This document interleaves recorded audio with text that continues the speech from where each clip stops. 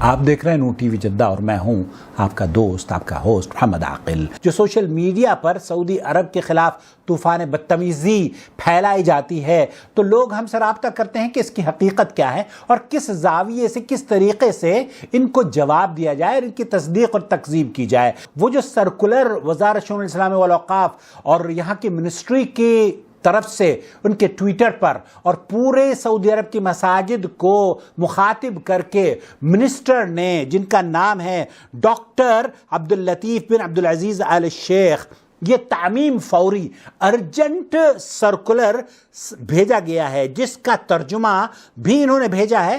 اسلام کی غلط تشریح کرتے ہیں، اگر یہ تشریح صحیح کرتے تو میں شاید 10 سال کے بعد توبہ نہ کرتا تبلیغی جماعت سے۔ یہ ایک بدعت اور فرقہ واریت کو فروغ دیتے ہیں۔ اور نمبر 4 یہ کہ سعودی عرب کی مملکت میں متعصب گروہوں بشمول تبلیغی اور دعوتی گروپ سے وابستگی ممنوع ہے۔ حقیقت یہی ہے کہ سعودی عرب میں اس طرح کی وابستگی کو پسند نہیں کیا جاتا جو کہ ہندوستان اور پاکستان کی تنظیموں میں ہے، چاہے وہ فلانے ڈاکٹر کی ہو، فلانے انجینئر کی ہو اور فلانے برادر کی ہو اور فلانے اس کی اسکالر کی ہو۔ میرے سامنے آل سعود کی دجالی حکومت کا ایک نیا فرمان ہے۔ اسلامک امور کی وزارت کی طرف سے یہ فرمان جاری کیا گیا ہے۔ اسلامک افیئرز کی جو منسٹری ہے اس کی طرف سے یہ حکم نامہ جاری کیا گیا ہے، اور اسلامی افیئرز کے منسٹر ڈاکٹر عبداللطیف آل شیخ ہیں۔ انہوں نے جو نیا فرمان جاری کیا ہے وہ یہ فرمان ہے، جو لوگ عربی جانتے ہیں، مدارس کے استاد ہیں، مدارس کے طالب علم ہیں، مدارس کے ذمہ داران ہیں، ان کے سامنے یہ فرمان کا متن موجود ہے۔ اور سعودی حکومت کی طرف سے جو بیانات سامنے آتے رہے ان میں حسن البنا کو دہشت گرد کہا گیا، سید قطب کو تو بڑے شد و مت سے دہشت گرد قرار دیا گیا، مولانا مودودی کو دہشت گرد قرار دیا گیا، مولانا ابو الحسن علی حسنی ندوی کو دہشت گرد قرار دیا گیا۔ تو یہ سارے افراد یا عظیم شخصیات دہشت گرد، اور ان کی جماعتیں مثلا جماعت اسلامی دہشت گرد، اخوان المسلمین دہشت گرد۔ ایک بیچاری تبلیغی جماعت رہ گئی تھی، ایک ایسی بے ضرر سی جماعت جس کو یا تو فکر ہوتی ہے قبر کی اور یا عالم بالا کی، جو نہ سیاست میں پڑتی ہے اور نہ کوئی اور مسئلہ چھیڑتی ہے، اس نے اپنے کو بالکل وقف کر رکھا ہے آخرت کے لیے اور جنت کی تمنا اور دوزخ سے بچنے کی دعا، یہی اس کا مشن ہے۔ اس کو بھی نہیں چھوڑا گیا۔ اب نوبت یہاں تک پہنچی کہ اسلام کی تعلیم نہ ہو سکے، تبلیغ نہ ہو سکے، دعوت کا کام نہ ہو سکے، جو مسجد سے باہر ہے رقص و سرود کی محفلوں میں اور بدماشیوں میں اور جرائم میں، انہیں مسجد نہ لایا جا سکے۔ اس کے لیے تبلیغی جماعت پر نہ صرف پابندی لگائی گئی، پابندی 1980 میں لگا دی گئی تھی، میں اس وقت وہاں موجود تھا اور میرے سامنے ہی یہ واقعہ ہوا کہ اسلامی تنظیموں پر پابندی لگائی گئی تھی۔ جب مہدی کا ظہور ہوا تھا، وہ مہدی بھی سلفی تھا، سلفیوں میں سے ایک مہدی ظاہر ہوا تھا، اور یہ 1400 کی بات ہے اور 1980 کی بات ہے، اور مجھے اس کے تمام واقعات معلوم ہیں اور میں نے تفصیل کے ساتھ روز بروز کی خبروں کو نوٹ کیا ہے۔ تو اس کے ظہور کے بعد تمام اسلامی جماعتوں پر، تمام تنظیموں پر پابندی لگا دی گئی تھی، لیکن اس وقت سے پابندی ایسی تھی کہ گویا ایک سیاسی فیصلہ ہے۔ لیکن اب یہ فیصلہ چونکہ سینچری ڈیل کی روشنی میں ہو رہا ہے، جو صفقۃ القرن ہے، جو صدی کا معاہدہ ہوا ہے اسرائیل کے ساتھ، جس معاہدے کی اب مختلف شکلیں سامنے آتی چلی جا رہی ہیں۔ آج کے کوسچنز کے باقاعدہ آنسر دینے سے پہلے میں ایک بہت بڑا کرٹیکل ایشو ہے جو یہ پچھلے 2-3 دن میں منظر عام پہ آیا ہے اسے ڈسکس کر لوں، تبلیغی جماعت کے حوالے سے۔ اب اس کی اتھینٹسٹی کیا ہے وہ تو ہمارے علم میں نہیں ہے، لیکن اوورآل چونکہ کافی زیادہ علماء کرام نے بھی اس کے اوپر ڈسکشن کی ہے تو لگتا ہے ایسا ہی ہے کہ تبلیغی جماعت کے حوالے سے جو سوشل میڈیا کے اوپر ایک خبر گردش کر رہی ہے وہ ٹھیک ہی ہوگی۔ جو حرمین شریفین میں یعنی سعودی عرب کے اندر آفیشلی ان کی گورنمنٹ کی طرف سے تبلیغی جماعت کے اوپر پابندی لگائی گئی ہے، تو ہم ڈنکے کی چوٹ پہ اس کی مخالفت کرتے ہیں، بالکل غلط ایٹیچیوڈ ہے۔ یہی وجہ ہے کہ ہم لوگ ہمیشہ اس پلیٹ فارم سے ڈیموکریسی کو سپورٹ کرتے ہیں۔ جمہوریت جتنی بھی ٹوٹی پھوٹی ہو، بہرحال وہ ڈکٹیٹرشپ سے، بادشاہت سے، ملوکیت سے، کنگ شپ سے جو ہمارے عرب ملکوں میں ہے بہت بہتر ہے۔ کم از کم فریڈم آف ایکسپریشن تو ہوتا ہے، اور قرآن حکیم میں اس کا حکم بھی ہے۔ اس حوالے سے میں مغربی جمہوریت کی بات نہیں کر رہا، اسلامک ڈیموکریسی کی۔ وَأَمْرُهُمْ شُورَى بَيْنَهُمْ، اہل ایمان کی اللہ نے نشانی بتائی ہے کہ ان کے آپس کے کام مشورے سے طے ہوتے ہیں، اور مشورہ اتنا اہم ہے کہ اللہ کے محبوب صلی اللہ علیہ وآلہ وسلم بھی صحابہ کرام کے مشورے کے ساتھ چلا کرتے تھے، حالانکہ ان کو تو وحی کی تائید بھی حاصل تھی۔ غزوہ احد کے موقع پر جب چند اصحاب کی نافرمانی کے سبب فتح واضح شکست میں بدل گئی،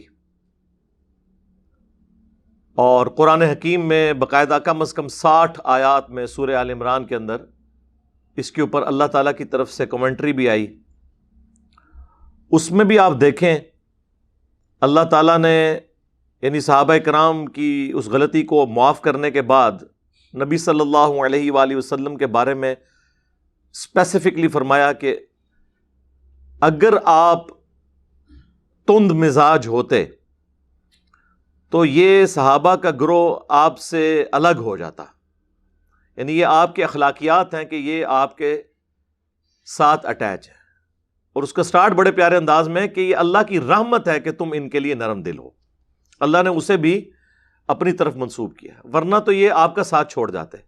بہرحال اب جو کچھ ہوا اس کے بعد جو ہے ان سے عفو درگزر کا معاملہ فرمائیں، اور نیکسٹ بھی اپنے مشوروں میں انہیں شامل رکھیں، یعنی جن کی وجہ سے سارا مسئلہ خراب ہوا کہا کہ انہیں بھی مشورے میں شامل رکھنا ہے۔ ویسے بھی آپ احادیث میں بھی دیکھ لیں، ہم کسی بھی راوی کے اوپر جب جرح کرتے ہیں تو ہم کہتے ہیں کہ جمہور محدثین کے ہاں یہ راوی کمزور ہے، ضعیف ہے یا متروک ہے، تو وہاں تو جمہوریت سارے مان رہے ہوتے ہیں، یعنی میجورٹی کے ہاں۔ اسلامک ڈیموکریسی میں اور جو ویسٹرن ڈیموکریسی میں فرق یہ ہے کہ ہم یہ کہتے ہیں کہ ڈیموکریسی حلال کے دائرے کے اندر اندر ہوگی، جیسے ہی حرام کا معاملہ ہوگا نا پھر ہم ڈیموکریسی کو نہیں دیکھیں گے بلکہ دیکھیں گے کتاب و سنت میں ہمارے لیے کیا گائیڈ لائنز موجود ہیں۔ مثلا کہیں پر اگر کوئی افطار پارٹی کا انتظام ہے تو کتاب و سنت کی روشنی میں آپ افطار میں شراب تو سرو نہیں کر سکتے، خنزیر کا گوشت تو سرو نہیں کر سکتے کیونکہ یہ تو حرام ہے، لہٰذا اس پہ کوئی جمہور کی رائے نہیں لی جائے گی کہ اکثریت کہہ دے کہ شراب سے روزہ افطار کرنا ہے تو جائز ہو جائے گا، نہیں، یہ حرام والا معاملہ ہے۔ ہاں حلال میں تو ہم بھی جمہور کی رائے دیکھتے ہیں، جب کبھی مشورہ ہوتا ہے کہ جناب افطار میں کیا رکھنا ہے، ہم نے روح افزا سرو کرنا ہے یا ہم نے بوتلوں کے ذریعے افطار کروانا ہے یا کھجور پہ ہی اکتفا کرنا ہے، کھانے کا مینیو جو ہے وہ روٹی سالن رکھنا ہے یا چاول ہو، بریانی ہو یا پلاؤ ہو، یہ سب کچھ ہم مشورے سے ہی طے پاتا ہے نا، اس میں میجورٹی کی رائے دیکھی جاتی ہے، تو وہ حلال کے دائرے میں ہوتی ہے۔ یہی اسلامک ڈیموکریسی ہے، تو یہ بہت بڑی نعمت ہے۔ پاکستان میں سمجھتا ہوں بہت بڑی نعمت ہے مسلمانوں کے لیے، جہاں کم از کم فریڈم آف ایکسپریشن تو کافی حد تک موجود ہے۔ اب دیکھتے ہیں اس پلیٹ فارم سے اخلاق کے دائرے کے اندر کوئی ریاستی ادارہ، کوئی مذہبی جماعت، کوئی پولیٹیکل لیڈر نہیں بچا کہ میں نے اس کے اوپر کرٹیسزم نہ کیا ہو۔ عام بندوں کا کرٹیسزم کوئی میٹر نہیں کرتا کیونکہ ان کی ویورشپ اتنی نہیں ہوتی۔ ہماری اللہ کے فضل سے ویورشپ پاکستان کے جتنے بڑے بڑے ٹی وی چینلز ہیں ان سے بھی زیادہ ہے، تو پھر لوگوں کو ہضم ہو رہی ہے تو تبھی سن رہے ہیں نا۔ تو یہ ساری فریڈم آف ایکسپریشن کی برکات ہیں، یہ سب کچھ آپ کو عرب ملکوں میں حاصل نہیں ہے۔ اور اب تبلیغی جماعت کے اوپر انہوں نے پابندی لگائی۔ اس حوالے سے میں ایک تھوڑی سی کلیریفیکیشن آپ کو دے دوں، تبلیغی جماعت پہ یہ پابندی جو لگی ہے یہ کوئی آج کی پابندی نہیں ہے۔ 1980s میں 8 سے 40 سال پہلے ہی تبلیغی جماعت پہ باقاعدہ طور پہ سعودی عرب میں پابندی ہے۔ اس وقت جو مفتی اعظم سعودیہ تھے انہوں نے باقاعدہ ریٹن میں فتویٰ دیا تھا کہ ان کی کتاب میں جو تعلیمات ہیں وہ قرآن و سنت کے منافی ہیں۔ وہ تو بالکل ٹھیک ہے، اس میں کئی چیزیں ہیں، ہماری بھی ریزرویشن ہے، اس کو میں تھوڑا بہت ڈسکس بھی شاید کر دوں اینڈ پہ، وہ الگ بات۔ ان زمانوں میں دیوبند علماء کا لکھا ہوا قرآن کا ترجمہ اور تفسیر دی جاتی تھی، محمود الحسن دیوبندی صاحب کی، لیکن جب پاکستان سے اہل حدیث علماء نے اس کی کچھ غلطیاں ہائی لائٹ کی تو انہوں نے اس کے اوپر پابندی لگا کے پھر پاکستان کے ایک اہل حدیث عالم ہیں, کچھ عرصہ پہلے ہی فوت ہوئے ہیں, 95 ایئرز کی ایج میں آلموسٹ, صلاح الدین یوسف صاحب, اللہ تعالیٰ ان کی غلطیوں سے درگزر فرمائے, انہیں نیک کاموں کا اجر عطا فرمائے. تو انہوں نے ایک بڑا اچھا قرآن کا ترجمہ, وہیں سعودیہ میں آپ کو مسجد نبوی میں, بیت اللہ شریف میں آپ کو وہ اردو زبان میں وہی نظر آئے گا پڑھا ہوا. دارالاسلام پبلیکیشن جو پاکستان کا ایک ادارہ ہے, جو دنیا میں اس وقت سب سے بڑا ادارہ ہے کتابیں چھاپنے والا, اردو زبان میں, انگلش زبان میں. اس کے لیول پہ صرف ایک دارالکتب العلمیہ ہے بیروت کا, باقی اوورال دارالاسلام کا کام بہت بڑے لیول کا ہے. پاکستان کے ہی وہ اس کے آنر ہیں, اہل حدیث عالم دین ہیں عبد المالک مجاہد صاحب گجرانوالہ کے. اس وقت انہوں نے اپنا ہیڈ آفس بھی ریاض سعودیہ میں بنایا ہوا ہے. ایون سعودی عرب کی لائبریریز میں بھی آپ کو دارالاسلام کی چھپی ہوئی کتابیں نظر آئیں گی. یہ میرے ٹیبل پہ بھی جو کتابیں رکھی ہوئی ہیں عربی, بخاری, مسلم, ابو داؤد, ترمذی, نسائی, ابن ماجہ, یہ دارالاسلام کی ہیں. تو وہ اس کے آپ سمجھ لیں سب سے بڑے ایڈوائزر کے طور پہ بھی تھے, پوری زندگی انہوں نے جاب اسی میں کی. دارالاسلام نے ان کا وہ ترجمہ احسن البیان پرنٹ کیا تھا, اسی کے رائٹس پھر لیے سعودیہ والوں نے, شاہ فہد پرنٹنگ پریس والوں نے, اور وہ حاجیوں کو مفت دیا جاتا ہے ایٹ لیسٹ حج کرنے کے لیے جو لوگ جاتے ہیں. وہاں پہ بھی اندر رکھے ہوتے ہیں, وہاں سے بھی آپ کو مفت مل سکتا ہے تھوڑی سی کوشش کرنے سے. اور زبانوں میں بھی ہے, اردو والا جو ہے وہ بہرحال انہی کا ہے. تو وہ انہوں نے شروع کر دیا. تبلیغی جماعت پہ اس وقت پابندی لگ گئی تھی. تبلیغی جماعت کو سعودیہ کی کسی مسجد میں درس دینے کی اجازت 8 سے نہیں 40 سال پہلے سے نہیں ہے. پہلے آلموسٹ یہ 60 سال تک وہاں کام کرتے رہے ہیں. تبلیغی جماعت 1926 میں بنی تھی, یعنی ابھی 100 سال اسے مکمل نہیں ہوئے. اس وقت سے لے کر 80s تک سعودیہ میں اجازت تھی, ان کو اوپنلی مساجد کے اندر جماعتیں جاتی تھی. یہ جو آپ سنتے ہیں نا کہ تبلیغی جماعت پہ پابندی لگی ہے, یہ اب ذرا بڑے لیول کی پابندی ہے, کیونکہ وہ جو پرانی پابندی تھی اس میں مساجد میں تو وہ درس و بیان کا سلسلہ نہیں کر سکتے تھے, لیکن حج کے موقع پر منا کے خیموں کے اندر فضائل اعمال کا درس, اندازہ کریں یار, منا کے خیموں میں قرآن ترجمے سے پڑھنے کی بجائے وہ فضائل اعمال کا درس ہو رہا ہوتا تھا. میں نے خود مطلب اٹینڈ کیا 2007 میں جب میں حج کے لیے گیا, تو وہ اجازت تھی. اسی طریقے سے ہوٹلوں کے اندر اور گھروں کے اندر یہ سلسلہ چل رہا تھا. لیکن آپ سمجھ لیں جس طرح ہمارے یہاں پہ ہو جاتا ہے نا کہ کل عدم ڈکلیئر ہو جائے کوئی جماعت, تو وہ چھپ کے بھی کوئی ایکٹیویٹی نہیں کر سکتی. تو اب آلموسٹ انہوں نے اس کو یہ درجہ وہاں پہ دے دیا ہے. غلط ایٹیچیوڈ ہے. اس کی ریزن کوئی بھی ہو, بعض لوگ اسے وہ طالبان کے انقلاب کے ساتھ جوڑ رہے ہیں کہ وہ کہیں ایکسپورٹ نہ ہو جائے سعودیہ میں. یہ ان کو خطرہ لگا ہے کہ تبلیغی جماعت کے ذریعے طالبان آ کے یہاں سے ہماری کنگ شپ نہ چھین لیں. ملوکیت میں یہ تو ڈر لگا رہتا ہے, جب عوامی حکومت نہ ہو, ڈنڈے کے زور پہ ہو, تو وہ اسے مقبولیت تو حاصل نہیں ہوتی. پہلے ان کو خطرہ جو ہے وہ صدام حسین سے تھا, اس سے پہلے خطرہ ان کو امام خمینی سے تھا, اور اب طالبان سے خطرہ لگ گیا. کبھی داعش سے لگ جاتا ہے. تو یہ بھی ایک بڑی جو انڈکلیئرڈ ریزنز ہیں نا, ان میں سے ایک یہ ہے کہ شاید وہ نہ. یہ بات ٹھیک ہے کہ تبلیغی جماعت چونکہ اس کے روٹس دیوبند سے ہیں, تو دیوبندیوں کی جتنی بھی نان اسٹیٹ ایکٹرز سمجھ لیں جماعتیں ہیں نا, وہ اپنے کرتوتوں کو چھپانے کے لیے تبلیغی جماعت کو شیلٹر کے طور پر یوز کرتی ہیں. اس میں تبلیغی جماعت کا قصور نہیں ہے, وہ لوگ کرتے ہیں. ایون پاکستان میں بھی آپ دیکھیں, چونکہ تبلیغی جماعت کے لیے پورے ملک میں ایک سافٹ کارنر پایا جاتا ہے ان کی کنٹریبیوشنز کی وجہ سے, تو ہمارے کے پی سے جو ڈرگز ہیں ان کی اسمگلنگ بعض اوقات تبلیغی جماعت میں گھسے ہوئے لوگ, تبلیغی جماعت کی وجہ سے نہیں ہو رہا ہوتا, لیکن وہ اس کو یوز کرتے ہیں اور اس طریقے سے. اور یہ فرسٹ ہینڈ نالج میرے پاس موجود ہے ایجنسیز کی طرف سے. یہ نہیں کہ میں ایجنسیوں کا بندہ ہوں, مجھے تنگ بھی بہت ہیں وہ. تو بہرحال میرے پاس چونکہ فرسٹ ہینڈ نالج ہوتا ہے کہ یہ اس طرح, وہ جب اس طرح دہشت گرد چھپے ہوتے ہیں تو بعض اوقات وہ رائے ونڈ سے ملتے ہیں, یا رائے ونڈ سے انہوں نے تشکیل کوئی کسی وزیرستان کے علاقے میں کروائی ہوتی ہے, لیکن وہ رائے ونڈ والوں کو تو بیچاروں کو پتہ ہی نہیں ہوتا, اور وہ ویسے بھی کوئی 8 سے 1000 سال پہلے کی زندگی گزار رہے ہیں. نہ وہاں پہ آپ کو کوئی موبائل فون کی وہ اجازت ہے، نہ انہوں نے کوئی الیکٹرانک ریکارڈ مینٹین کیا ہوا ہے کمپیوٹرز میں، وہی پرانے رجسٹر ان کے چل رہے ہیں. اور ایون سپیکر میں نماز نہیں ہوتی، تقریریں سپیکر میں ہوتی ہیں، دعا سپیکر میں ہوتی ہے، نماز جو ہے وہ سپیکر میں نہیں ہوتی. مکبرین کھڑے کیے ہوئے ہیں. تو مغرب اور عشاء کی نماز بھی رائیویٹ میں اسی طریقے سے ہے جس طرح ظہر اور عصر کی نماز ہے. امام کی آپ کو قرات کی آواز آتی ہی نہیں ہے. آلموسٹ آپ سمجھ لیں ایک وقت میں 70-80 ہزار لوگ تو عام دنوں میں وہاں پہ اس مسجد میں موجود ہوتے ہیں. یعنی پاکستان میں سب سے بڑی گیدرنگ نماز کی جو ہے وہ رائیویٹ کی مسجد میں ہوتی ہے عام دنوں میں. میں اجتماع کے دنوں کی بات نہیں کر رہا، بلکہ اگر میں عام دنوں میں یہ دعویٰ کروں نا کہ حرمین شریفین سے بھی زیادہ لوگ رائیویٹ میں ہوتے ہیں تو یہ میرا دعویٰ غلط نہیں ہوگا. ہاں، اتنی زیادہ دنیا وہاں پہ نماز پڑھ رہی ہوتی ہے. تو یہ یعنی حج عمرے کو اگر آپ چھوڑ دیں نا، عمرے پہ جن دنوں میں پابندی ہوتی ہے تو آپ دیکھ لیں حرم مکہ میں کتنے بندے نماز پڑھ رہے ہوتے ہیں، اس سے زیادہ ہوتے ہیں وہاں پہ. تو وہ تو حج عمرے کی وجہ سے لوگ چلے جاتے ہیں نا، یہ تو نہیں کہ پورا سعودیہ جو ہے وہ مکے میں ہر وقت بیٹھا ہوتا ہے. یہ یہیں سے بات کی جا سکتی ہے کہ جی ہم ہوتے تو وہیں پہ ہوتے، ایسے نہیں ہوتا.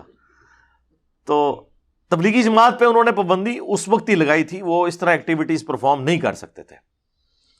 اب خیر ان کو یہ خطرہ لگ گیا کہ شاید کوئی طالبان کا انقلاب امپورٹ نہ ہو جائے تو ہم اسے وہاں سے ایکسپورٹ ہو کے یہاں نہ پہنچ جائے، تو پابندی لگا دیں تاکہ آسانی ہو جائے. لیکن یہ وہ ریزنز نہیں ہے جو وہ بتا رہے ہیں. وہ تو کہہ رہے ہیں کہ جی ان کی تعلیمات شرک اور بدعت کے اوپر مبنی ہے. تو میرے بھائی وہ تو پہلے سے سب کو پتا ہے کہ ان کی کتاب کے اندر کیا کچھ لکھا ہوا ہے، وہ تو پہلے نہیں تھا آپ کو پتا.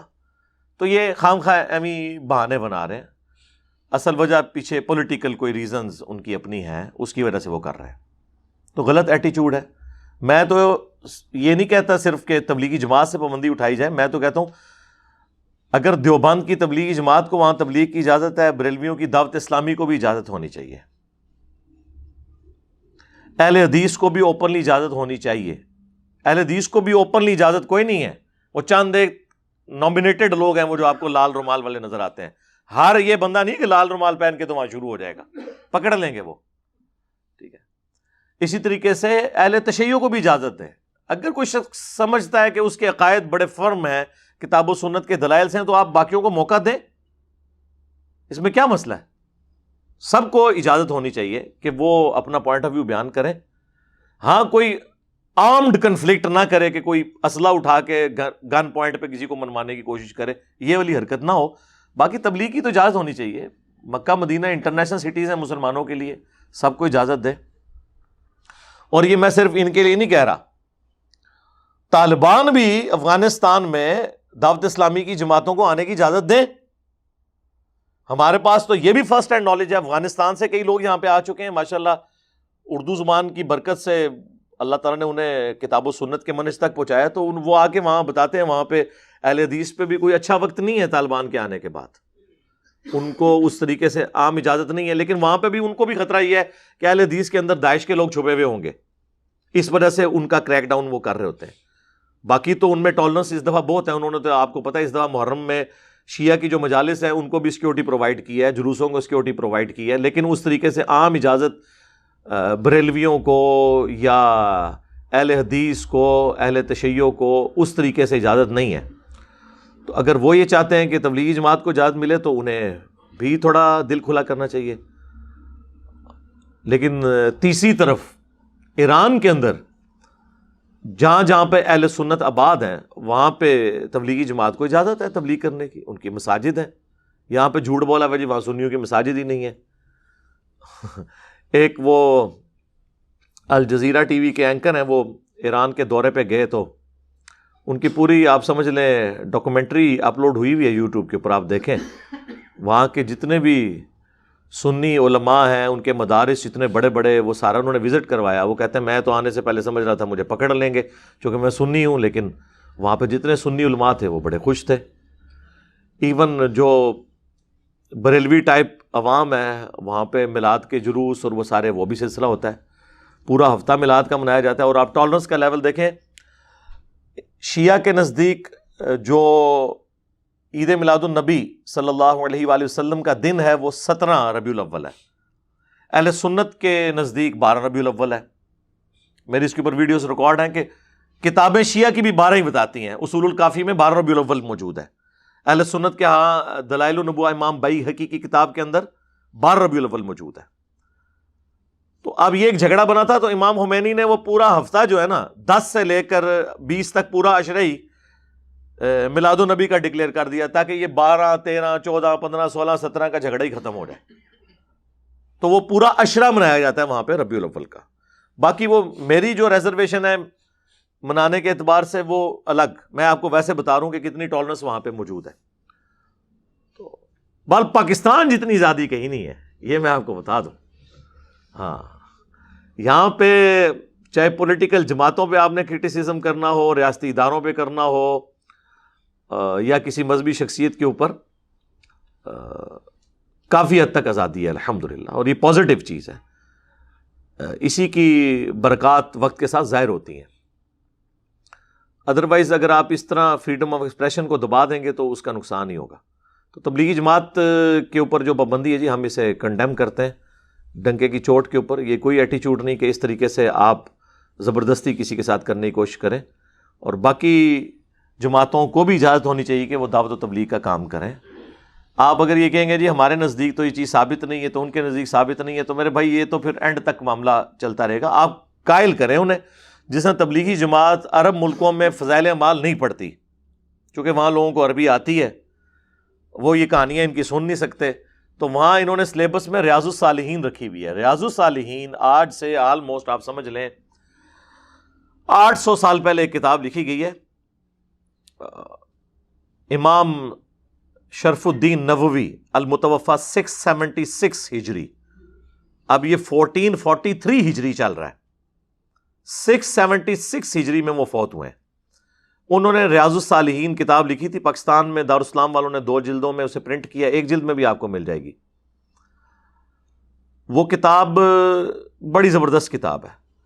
مختلف ٹاپکس بیسکس سے لے کر اخلاقیات تک، ہر ٹاپک کے اوپر پہلے وہ آیات لے کے آتے ہیں، اس کے بعد وہ احادیث لے کے آتے ہیں بخاری سے، مسلم سے، پھر اس کے بعد سنن اربع، جامع ترمذی، ابو داؤد، نسائی، ابن ماجہ سے. اس طریقے سے مختلف ٹاپکس کے اوپر آپ سمجھیں کہ بنے بنائے نوٹس ہیں. میں علماء سے بھی کہوں گا کہ اگر آپ کو جمعے کی تقریروں کے لیے کوئی کتاب نہ ملے، ریاض الصالحین آپ خرید لیں. اتھینٹک نالج ہے، آپ کے جناب کئی سالوں کے جمعے پار ہیں. ہاں جو یہ آپ کہانیاں سناتے رہتے ہیں، اس کی بجائے آپ آیات آپ کو ویسے تو ڈھونڈنی پڑیں گی کہ اس ٹاپک پہ قرآن میں کہاں آیت ہے. وہاں اتنی انٹلیکچوئل ترتیب کے ساتھ انہوں نے جو ہے وہ اس کے چیپٹرز بنائے ہیں، اور ہر چیپٹر کے آغاز میں آیت لے کے آتے ہیں، اس سے ریلیٹڈ آیات، پھر احادیث لے کے آتے ہیں. اس کے بعد سٹوریاں کوئی نہیں لے کے آتے. احادیث پہلے بخاری مسلم سے، اس کے بعد باقی. یعنی جس طرح مشکات المصابیح لکھی گئی ہے نا، مشکات تو پیورلی حدیث کی کتاب ہے نا، اس میں پلس قرآن کی آیات بھی ہیں. مشکات کے بعد میں یعنی سب سے بیسٹ بک اس حوالے سے اسے سمجھتا ہوں. مشکات ٹاپ پہ اس لیے کہ اس میں زیادہ ٹاپکس کور ہیں. اس میں ٹاپکس اتنے زیادہ نہیں ہیں، لیکن جو بیسک جتنی بھی آپ کی ایک ضروریات دین ہے، آپ کی بیسکس جتنی بھی، وہ اس کے اندر کور ہے. اخلاقیات سے متعلق ہوں، اسی طریقے سے علم الاحکام ہوں، طہارت کے مسائل ہوں، یہ ساری چیزیں اس میں انہوں نے کور کی ہوئی ہیں. تو ریاض الصالحین سے وہاں درس دیتے ہیں. تو سعودیہ والوں کو اگر ان سے ہے تو وہ ریاض الصالحین سے درس شروع کرواتے ہیں. باقی یہ کہنا ہے کہ جی یہ وہ 3 دن کا سروزہ لگانا، 40 دن کا چلہ لگانا، یہ نبی علیہ السلام سے ثابت نہیں ہے. تو یہ میرے بھائی یہ تو انتظامی معاملات ہیں. نبی صلی اللہ علیہ وآلہ وسلم سے تو مسجد نبوی میں اور حرم مکہ کے اندر CCTV کیمرے لگانا بھی ثابت نہیں ہے. وہاں پہ وضو خانہ ہے اس طریقے کے بنوانا بھی ثابت نہیں ہے، ماربل لگانا بھی ثابت نہیں. یہ سب انتظامی معاملات ہیں. انتظامی معاملات کو آپ کبھی بھی اس طریقے سے نہیں جوڑتے. علماء کا جو کورس ہے درس نظامی کا، یہ نبی علیہ السلام نے ڈیوائز کیا، یہ صحابہ تابعین نے. انتظامی معاملہ ہے، اس کو خام خواہ ایک بحث بنا دینا. ہاں آپ سلیبس پہ بات کر سکتے ہیں کہ سلیبس کتاب و سنت کے مطابق ہو، وہ تو ہماری بڑی سختی کے ساتھ ریزرویشن ہے ان کے اوپر کہ یار خدا کے لیے اس کتاب سے جان چھڑائیں، فضائل اعمال سے.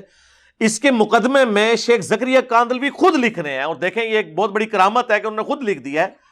آپ حیران ہوں گے جو کچھ انہوں نے اس میں لکھا ہے. انہوں نے کہا کہ طبیبوں نے یعنی ڈاکٹرز نے کسی بیماری کی وجہ سے، اور وہ بیماری بھی ذہنی تھی، مجھے چند دنوں کے لیے ذہنی کام کرنے سے روک دیا، تو میں نے فرصت کے ان ایام کو غنیمت سمجھا اور میرے جو شیخ تھے الیاس کاندلوی صاحب جنہوں نے یہ تبلیغی جماعت بنائی، انہوں نے بڑے عرصے سے مجھے کہا ہوا تھا کہ کوئی تبلیغی نصاب لکھ دو. اس کا پہلے نام تبلیغی نصاب ہوتا تھا، فضائل اعمال، فضائل درود، فضائل حج، یہ سارا اس کا حصہ ہے. اب انہوں نے خیر وہ فضائل اعمال علیحدہ کر دی. تو کہتے ہیں بڑے عرصے سے میں اس کی تکمیل نہیں کر سکا، اب اللہ نے مجھے موقع دیا ہے کیونکہ ڈاکٹروں نے ذہنی کام سے روک دیا. ہاں تو میں نے کہا یہ خالی ایام میں ان کو یوٹیلائز کر کے ایک کتاب کیوں نہ لکھ دوں. یہ کتاب اس وقت لکھی گئی ہے جب ان کو ڈاکٹروں نے دماغی کام سے روک دیا تھا، اور کتاب بھی اس کے اوپر شاہد ہے جو کچھ انہوں نے اس کے اندر لکھا ہے. وہی صوفیوں والی تعلیمات، وہی واقعات کہ جی ایک بزرگ تھے روزانہ 3 قرآن پڑھتے تھے، ایک تھے روزانہ 8 قرآن پڑھ لیتے تھے. پھر لوگ مذاق اڑاتے ہیں، کہتے ہیں جی کرامت ہے. یہ کون سی کرامت ہے میرے بھائی؟ بخاری اور مسلم دونوں میں حدیث ہے، نبی علیہ السلام نے صحابہ سے کہا کہ تم میں کسی میں استطاعت ہے کہ وہ ایک رات میں 1/3 قرآن پڑھ لے؟ صحابہ نے کہا یا رسول اللہ یہ استطاعت کس میں ہوگی سوائے بزرگان دین کے؟ یہ میں بریکٹ میں کہہ رہا ہوں. تو آپ نے فرمایا سورۃ الاخلاص پڑھ لو، یہ 1/3 قرآن کے برابر ہے. سورہ اخلاص یعنی صحابہ کرام ایک رات میں 1/3 قرآن پڑھنے سے عاجز ہیں، جیسا کہ قرآن پڑھنے کا حق ہے. تو بابے تو شاہی کوئی نہیں تے بولا گے نا سی بابے کی تو 8 قرآن روزانہ نہ پڑھ لیندے نے. اور کرامت کیا ہے کہ یہ کون سی کرامت ہے؟ صحابہ کرام کو تو ایسی کوئی کرامت حاصل نہیں تھی. تو یہ اس کے اندر لکھا ہوا ہے. پھر اس میں لکھا ہے کہ جی قرآن حکیم سمجھنے کے لیے آپ کو، اور پھر ساتھ بچنے کے لیے ساتھ قرآن کی تفسیر کے لیے. اور تفسیر کو چھوڑ دو، قرآن تو سیدھی سیدھی تذکیر ہے. وَأُوحِيَ إِلَيَّ هَذَا الْقُرْآنُ لِأُنذِرَكُم بِهِ وَمَن بَلَغَ. اے نبی تم فرما دو قرآن مجھے اللہ نے اس لیے وحی کیا کہ اس کے ذریعے میں تمہیں بھی نصیحت کروں اور جس تک یہ کتاب پہنچے. تو ایز فار ایز نصیحت از کنسرنڈ دنیا کی سب سے آسان کتاب قرآن ہے. اس کی وجہ ہے کہ یہ ایک موچی کی بھی ضرورت ہے، ایک ڈاکٹر کی بھی، ایک ریڑی بان کی بھی ضرورت ہے، ایک انجینئر کی بھی، ایک انٹلیکچوئل کی بھی ضرورت ہے، ایک عام انسان کی بھی، کیونکہ کامیابی تو آخرت کی سب کو چاہیے. تو یہ سب کو سمجھ آئے گی. اسی لیے قرآن حکیم میں کم از کم 4 دفعہ تو آیا یہ وَلَقَدْ يَسَّرْنَا الْقُرْآنَ لِلذِّكْرِ فَهَلْ مِن مُدَّكِرٍ. ہم نے قرآن نصیحت حاصل کرنے کے لیے آسان کر دیا، ہے کوئی اس سے نصیحت حاصل کرنے والا؟ تو کیوں کہا؟ اسی لیے کہا نا نصیحت حاصل کریں. وہ جی نہیں وہ تفسیر کے لیے 15 تفسیر کون کر رہا ہے؟ اور پھر 14 علوم گنوانے کے بعد 15واں انہوں نے لکھا واہ بھی ہے، یعنی گاڈ گفٹڈ. یعنی آپ 14 تو کسبی ہیں جو آپ کر سکتے ہیں، حاصل ایکوائر کر سکتے ہیں. جو 15واں علم ہے وہ واہ بھی ہے، وہ گاڈ گفٹڈ ہے. یہ انہوں نے اس لیے پاک چھوڑی ہوئی ہے کہ اگر کوئی قرآن پہ کی تبلیغ بھی شروع کرے اسے کہ جی واہ بھی تو آپ کے پاس ہے ہی نہیں ہے. اور پھر آگے انہوں نے یہاں تک لکھا کہ احمد بن حنبل کو ایک دفعہ خواب میں اللہ تعالیٰ کی زیارت ہوئی اور احمد بن حنبل نے اللہ تعالیٰ سے پوچھا کہ اے اللہ میں تیرا قرب حاصل کرنا چاہتا ہوں، تو سب سے بہترین ذریعہ کیا ہے؟ تو اللہ تعالیٰ نے فرمایا میری کتاب قرآن. وہ تو پہلے ہی بتا دیا ہے. یعنی نبی علیہ السلام غدیر خم پہ قرآن اور اہل بیت، حجت الوداع پہ قرآن اور سنت. غدیر خم کی احادیث صحیح مسلم میں، حجت الوداع کی حدیث المستدرک للحاکم کے اندر. پھر نبی علیہ السلام کی صحیح مسلم میں حدیث کے ہر خطبے کا آغاز ہی ہوتا ہے اما بعد فإن خیر الحدیث کتاب اللہ.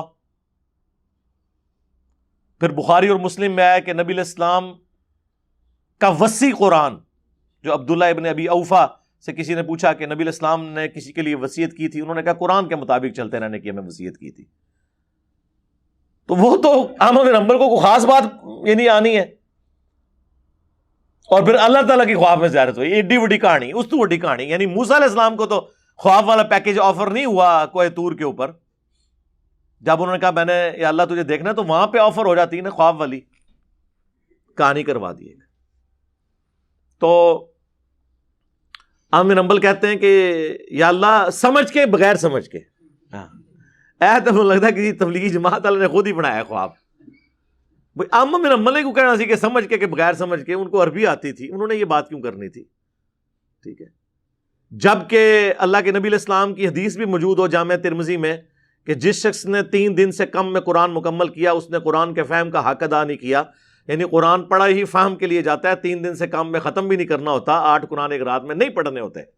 اور امام حنیفہ کی طرف منسوب کیا 61 قرآن رمضان میں پڑھتے تھے 30 دن کے وقت 30 رات کے وقت ایک تراویح میں وہ جڑا کاٹ ہے نا اتنے والا ایک وہ تراویح والا آیا ہے 29 روزے پتہ نہیں کیا کرتے سن 3 روزے لیتا تھا ایک کاٹ ہے سمجھ کے کہ بغیر سمجھ کے. تو وہ کہتے ہیں آگے اللہ تعالیٰ نے فرمایا کہ خواہ سمجھ کے خواہ بغیر سمجھ کے. استغفر اللہ کتنا بڑا جھوٹ ہے. یعنی وہ اللہ جس نے اپنا پیغمبر بھیجا قرآن کی دعوت کا یعنی آپ سمجھ لیں لب لباب یہ ہے. اور سورہ صاد کی آیت کہ قرآن ہم نے تمہاری طرف اس لیے نازل کیا ہے تاکہ لوگ اس سے نصیحت حاصل کریں اور عقل والے اس پہ غور و تفکر کریں. پھر سورہ محمد کے اندر اللہ تعالیٰ نے فرمایا ہے کہ قرآن پاک پہ یہ تفکر کیوں نہیں کرتے, کیا ان کے دلوں کے اوپر تالے پڑے ہوئے ہیں. پورے کا پورا قرآن کا مقدمہ اس کے گرد ہے کہ اسے سمجھنا ہے.